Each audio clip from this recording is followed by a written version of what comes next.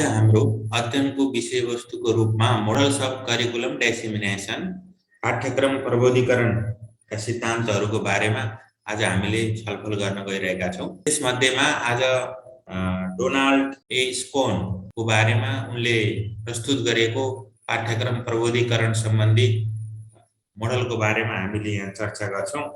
अब मोडलहरूको चर्चा गर्नुभन्दा पहिले प्रबोधीकरण भन्ने कुरा के हो भन्दाखेरि पाठ्यक्रममा परिवर्तित जुन नयाँ ज्ञान, सिप, धारणा हैन, शिक्षण विधिहरू, विषयवस्तुहरू, मूल्याङ्कन प्रक्रियाको बारेमा हैन ती समग्र पक्षलाई जानकारी गराउनको लागि हामीले नयाँ निर्मित पाठ्यक्रमलाई प्रबोधीकरण गर्छौं अथवा सरकारवाला समक्ष पुर्याउने काम गर्छौं।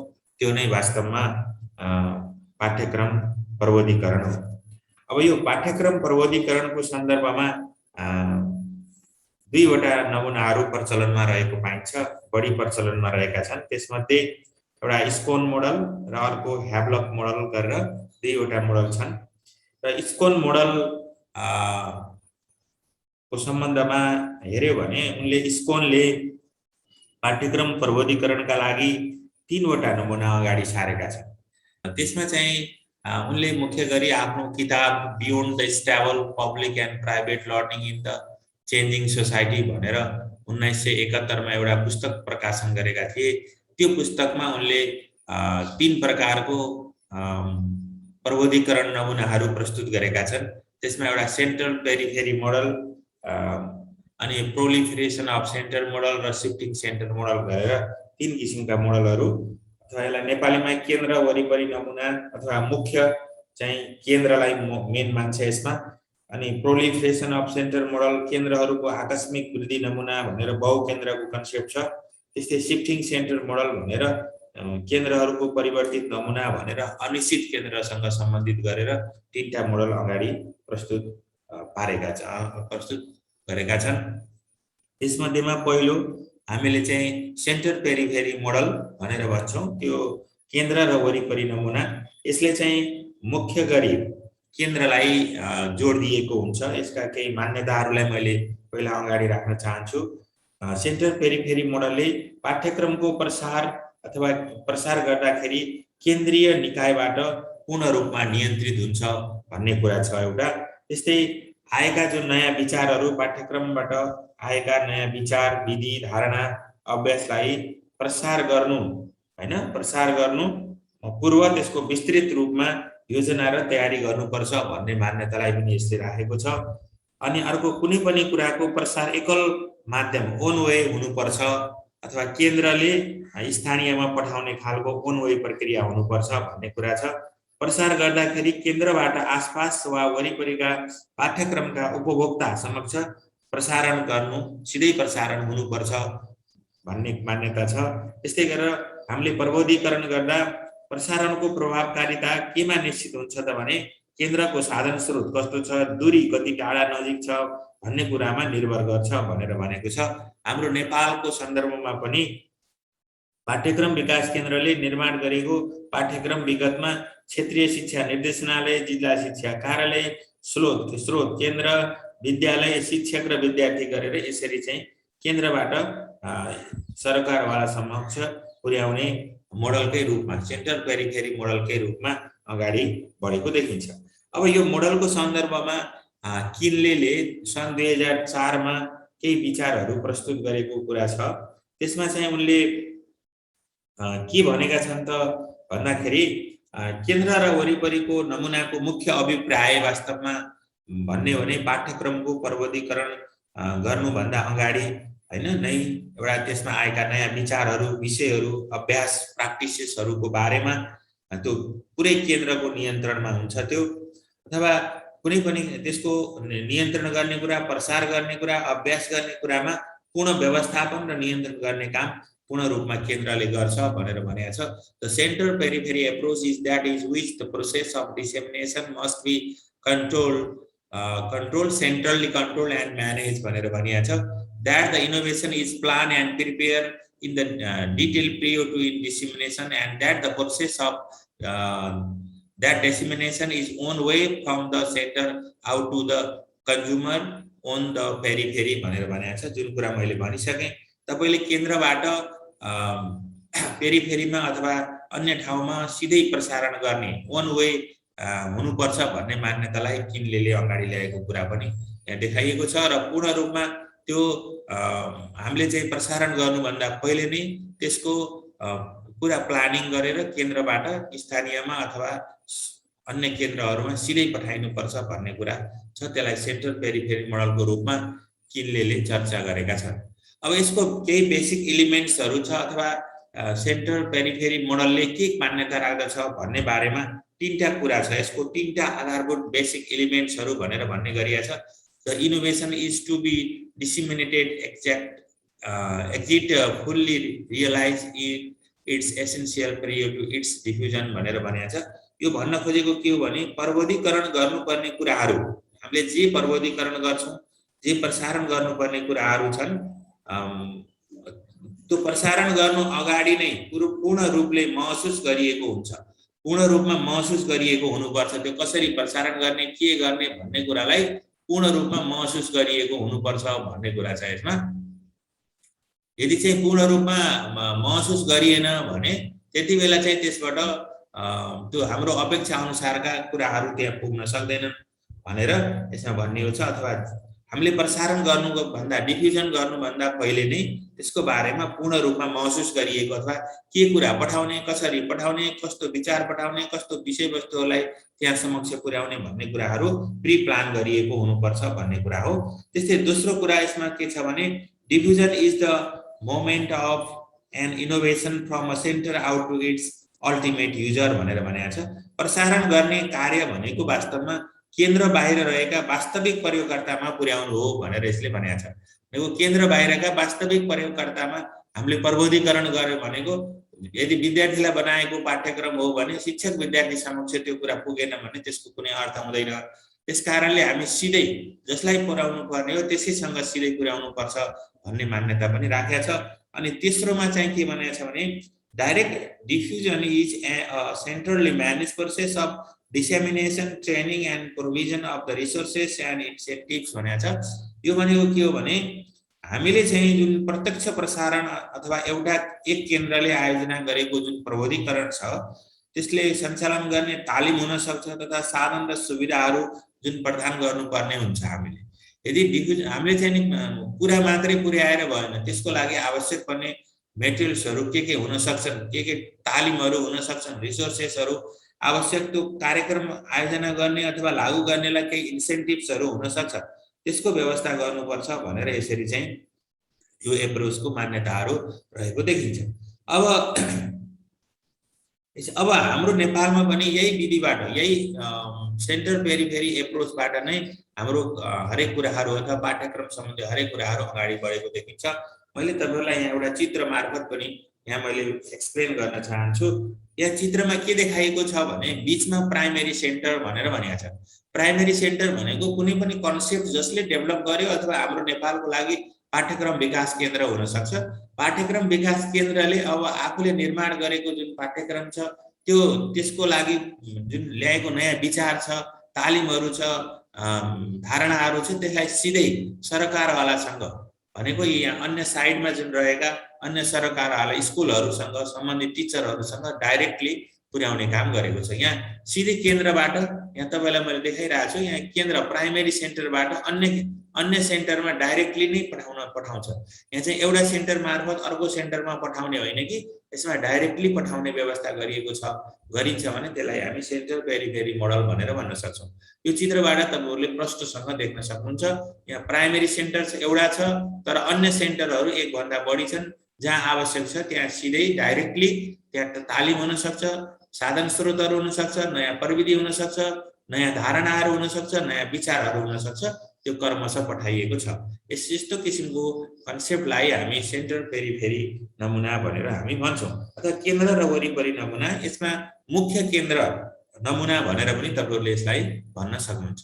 मुख्य केन्द्र नमुना भनेर पनि भन्नुहुन्छ। यसले जसले उत्पादन गर्छ उसले सिधै सम्बन्धित ठाउँमा पुर्याइदिन्छ। अब दोस्रोमा चाहिँ हाम्रो प्रोलिफरेसन अफ सेन्टर मोडल भनेर यो केन्द्रहरूको आकस्मिक वृद्धि नमुना यो भनेको बहुकेन्द्रको कन्सेप्ट हो।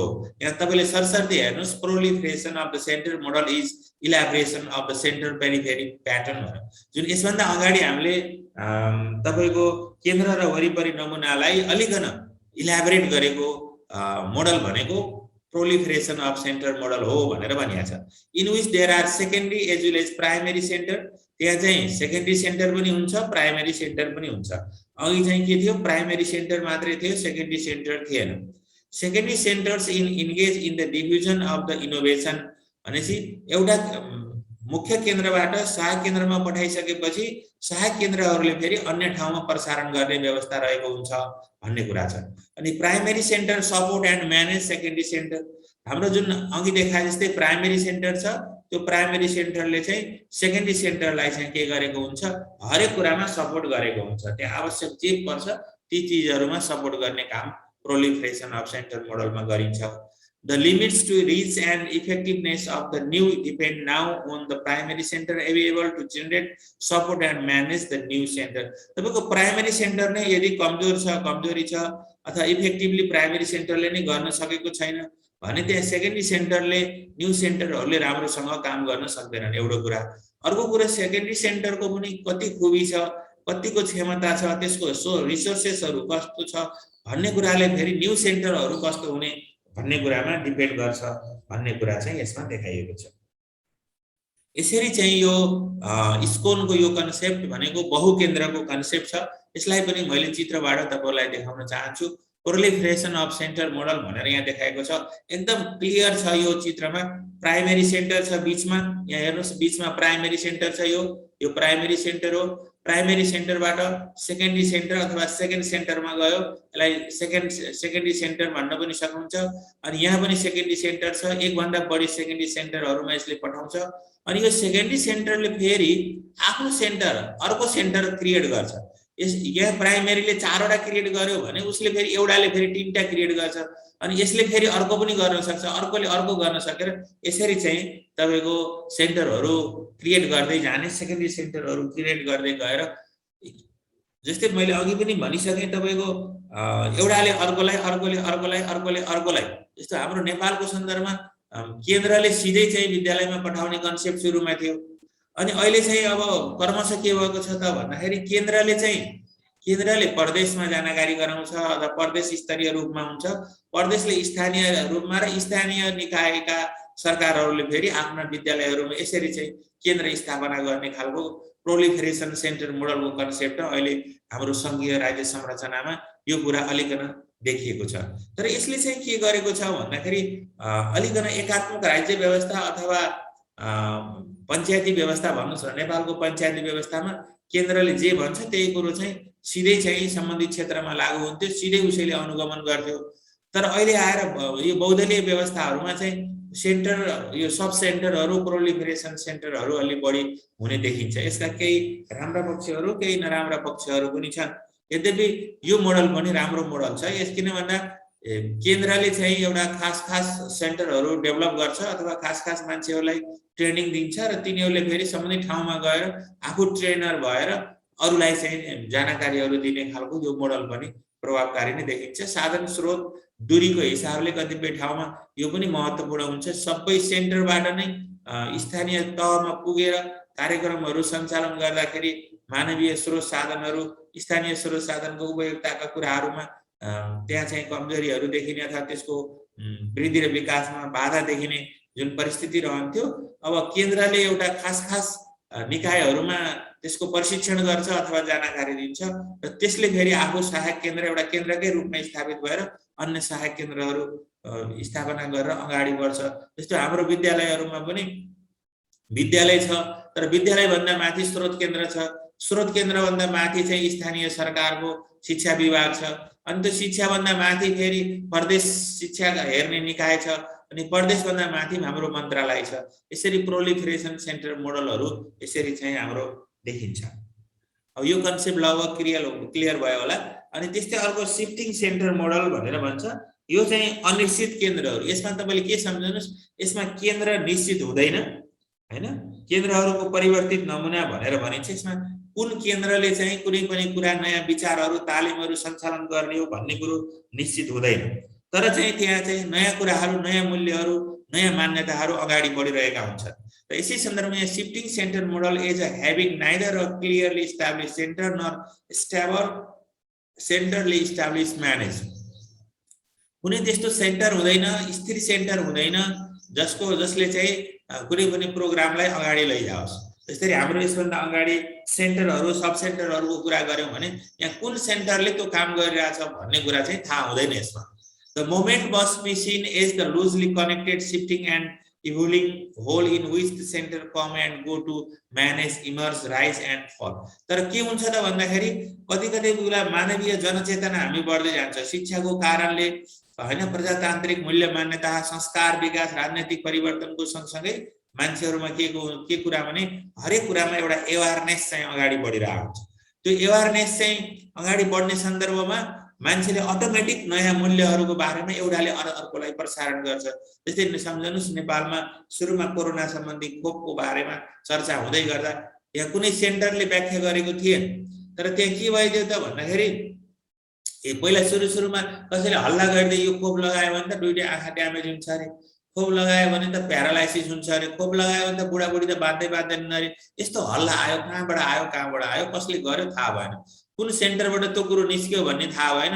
अनि पछि बिस्तारै मान्छेले हैन यो त राम्रो चिज रहेछ, संसारभरिका विद्वानहरू साइन्टिस्टहरूले पत्ता लगाएर वर्षौं लगाएर पत्ता लगाएको चिज हो, यसको साइड इफेक्टहरू एकदमै कम छ भन्ने बुझ्दै गइसकेपछि अहिले चाहिँ आएर अहिले पछिल्लो आवरमा चाहिँ जस्तो सुकै भए पनि मलाई खोप चाहियो भनेर मान्छे अहिले ढुक्कसँग गएर खोप लगाउँछ। भन्नुको अर्थ कसले सिकायो त खोप लगाउन भने कुनै सेन्टर छैन, मिडियाहरू, मास मिडियाहरू हैन, यसले चाहिँ सिकायो कि यो खोप चाहिँ राम्रो चिज रहेछ भनेर। यसरी चाहिँ कुनै पनि सेन्टर नभएर एउटा जनचेतना सेल्फ इभ्यालुएसन गरेर मान्छेले आफैलाई मूल्याङ्कन गरेर हैन कुनै पनि कुराको बारेमा चेतना अभिवृद्धि गर्ने, सेल्फ अवेयरनेस गरेर अगाडि गएर नयाँ कुराहरूलाई अगाल्दै जाने जुन सिस्टम छ त्यसलाई हामी शिफ्टिङ सेन्टर मोडलको रूपमा लिन सक्छौँ।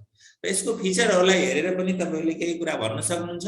The model does not have clearly establish model centre, यो चाहिँ शिफ्टिङ सेन्टर मोडलको यो नै केन्द्र हो, मुख्य केन्द्र हो अथवा प्राइमेरी केन्द्र हो, सेकेन्डरी केन्द्र हो भन्ने कुरो यसमा चाहिँ हुँदैन। There is no stable and control establish manage, यहाँ चाहिँ स्थिर पनि हुँदैन, कसले कन्ट्रोल गर्ने भन्ने कुरा पनि निश्चित हुँदैन। The system of moment can not be describe as a centre periphery, त्यो सेन्टर पेरिफेरीमा जस्तै सेन्टरले यो गर्ने यसले यो गर्ने भनेर यो एउटा मोमेन्ट हो हैन, एउटा मोमेन्ट हो, एउटा चाहिँ जनचेतना हो, एउटा मानव अधिकार हो, एउटा चाहिँ मास मिडियाको प्रभाव हो भनेर पनि हामीले भन्न सक्छौँ। Our society social issues create different centre, हाम्रो सोसाइटीमा धेरै सोसियल प्रब्लम्सहरू हुन्छन्, सोसियल इस्युहरू हुन्छन्।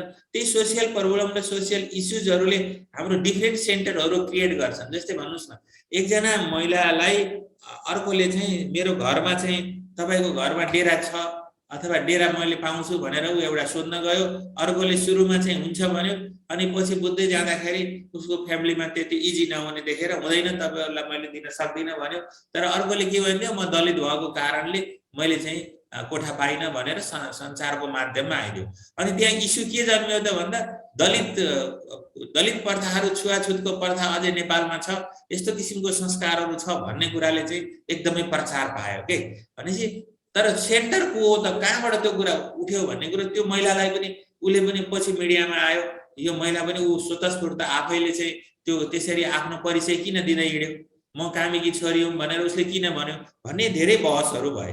यसरी मान्छे सेल्फ अवेयरनेस हुँदै गइरहेछ। अहिले पहिलो पुस्ताले चाहिँ जसरी छुवाछुतको कुरो गर्छ, महिला विभेदका कुरा गर्छ, अहिले नयाँ पुस्ताले चाहिँ त्यो कुराहरू छोड्दै गएको छ। यसरी चाहिँ कतिपय सेन्टरहरू कहाँबाट हो भन्ने कुरो थाहा छैन, तर त्यो सोशल इस्युको रूपमा आउँछ र त्यसले डिफरेन्ट सेन्टरहरू डेभलप गर्छ र ती केही समयका लागि सेन्टरहरू क्रिएट हुन्छ र त्यसले त्यो इस्यु समाधान भइसकेपछि ती डिफरेन्ट सेन्टरहरू अटोमेटिक हराएर जान्छन् भन्ने कुरा छ। यसमा चाहिँ सेन्टरै नहुने भन्ने होइन, सेन्टर क्रिएट हुन्छ, सोशल इस्युको कारणले सेन्टरहरू, डिफरेन्ट सेन्टरहरू क्रिएट हुन्छन्, अनि त्यसपछि त्यो इस्यु चाहिँ जब समाधानतर्फ जान्छ त्यसपछि ती सेन्टरहरू अटोमेटिक हराएर जान्छन् भन्ने कुरा यो मोडलले राखेको छ।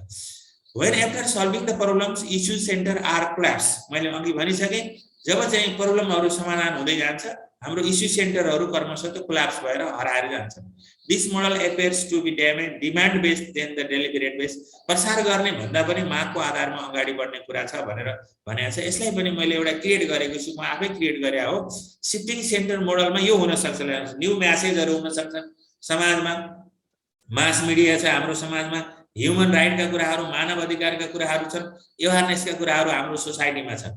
अनि त्यसमा चाहिँ यिनै चिजहरूबाट जब हाम्रो समाजमा इस्टाब्लिश न्यू आइडियाहरू जन्मिन्छ के, मास मिडियाले केही कुरा उठाइन्छ, न्यू मेसेजको रूपमा आउँछ, मान्छे सचेत हुँदै जाँदा, शिक्षित हुँदै जाँदाखेरि नयाँ कुराहरू आउँछ, त्यसपछि इस्टाब्लिश न्यू आइडियाहरू जेनेरेट भएर जान्छ, न्यू भ्यालुहरू जेनेरेट भएर जान्छ।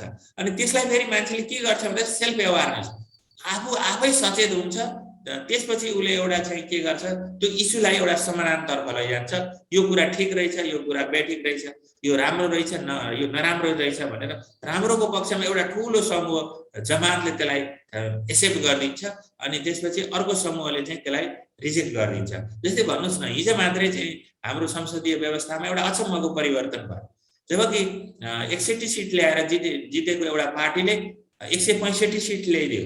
भन्नुको अर्थ हाम्रो मान्छे अहिले व्यवहार भइरहेछ कि मान्छेले आफ्नो पार्टी भन्दा पनि माथि उठेर भोटिङहरू गर्यो। हिजो चाहिँ अन्य पार्टीकोले पनि आएर एउटा अर्को पार्टीलाई भोटिङहरू गर्यो, किन हाम्रो देश निर्माण गर्नु हामी सबैको दायित्व, हामी जनताका प्रतिनिधि हौँ भन्ने हिसाबले मान्छेले एउटा त्यो किसिमको एवारनेस, अझ हाम्रो सर्वोच्चले पनि त्यो कुरालाई प्रस्ताइदियो, जसको कारणले मान्छे निर्धक्क भएर गएर हिजो भोटिङ गर्यो, जसको कारणले एउटा नयाँ प्रधानमन्त्री राष्ट्रले पायो। यस्ता कुराहरू पनि छन्, क्रिएट्स हुन्छ, नयाँ कुराहरूको जन्म हुन्छ त्यहाँ। तर ती कुराहरू त्यही सोसाइटीबाट, त्यही सोसियल प्रब्लमको कारणले, सोसियल डेभलपमेन्टको सिलसिलामा त्यहाँ सोसियल स्ट्राटिफिकेसन, सोसियल डिस्क्रिमिनेसन हुँदै जाँदाखेरि त्यहाँ यसरी क्रिएट हुन्छ कि त्यहाँ चाहिँ अटोमेटिक सेन्टर एउटा इस्युसँग सम्बन्धित रहेर एउटा सेन्टर क्रिएट हुन्छ अनि त्यसले त्यो इस्युलाई समाधान गर्छ अनि त्यो कोल्याप्स भएर जान्छ। यसरी चाहिँ पाठ्यक्रम प्रबोधीकरणको सन्दर्भमा स्कोनले राखेका जुन 3टा जुन विचारहरू, एप्रोचहरू, केन्द्र वरिपरि नमुना, केन्द्रहरूको आकस्मिक वृद्धि नमुना र केन्द्रहरूको परिवर्तित नमुनाको बारेमा मैले यहाँहरू समक्ष जुन कुराहरू राखेँ, यी कुराहरू वास्तवमा हाम्रो समाजमा, हाम्रो देशमा, शिक्षा क्षेत्रमा अहिले वर्तमान समयमा पनि प्रयोग भइरहेको अवस्था छ। आवश्यकता अनुसार हामीले यी मोडलहरूलाई प्रयोग गर्न सक्ने पनि देखिन्छ। हस्, धन्यवाद।